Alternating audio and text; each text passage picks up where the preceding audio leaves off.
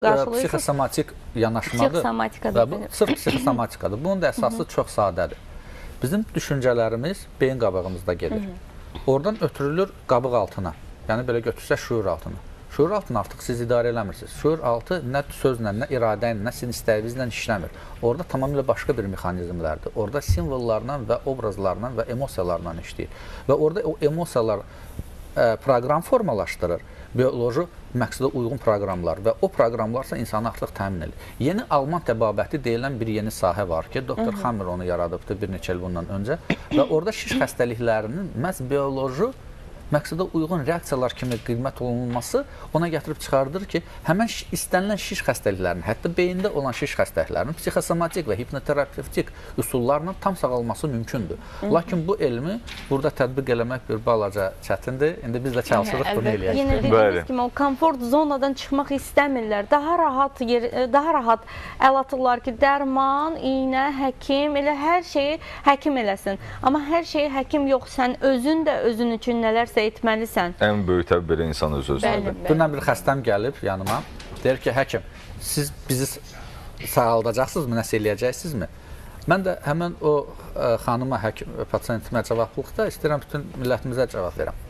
Həkim sizə düzgün yol göstərə bilər, öz başa düşdüyü, bildiyi yolu.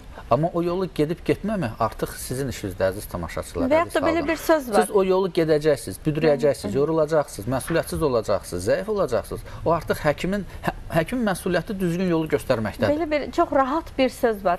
Göydə Allah, yerdə siz. Deyirəm ki, bəs siz hardasınız? Elə söz deyəndə deyirəm ki, Allah göydədir, biz yerdəyik, bəs siz hardasınız? Siz də öz məkanınızı təyin edin bir dənə.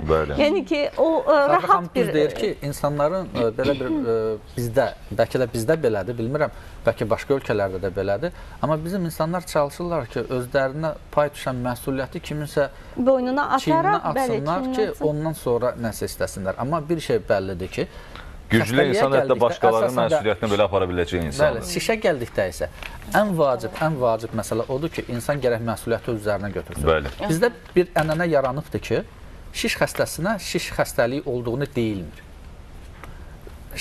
Qərbdə artıq bu praktikanı yığışdırıblar. Orada başqa yanaşmadır. Bizdə başqa yanaşmadır. Bizdə o yanaşmadan çıxış edirik ki, doktor yaxınlaşdırıq qısa. Güya ki, şiş xəstəliyi sağalan deyil. Əziz tamaşaçılar, əziz xalqım. Şiş xəstəlik çox rahat sağalan bir xəstəlikdir. Bəli. Və hökm deyil.